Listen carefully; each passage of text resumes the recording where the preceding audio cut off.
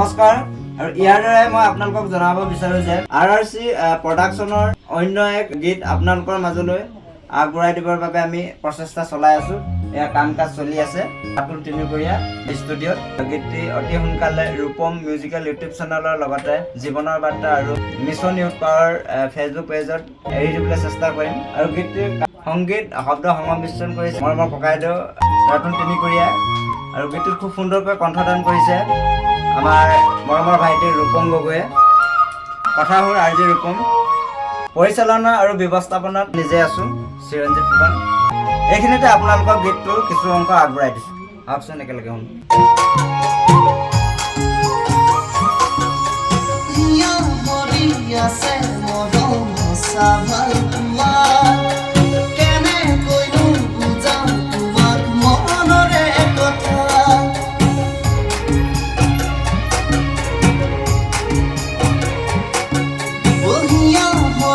Yes,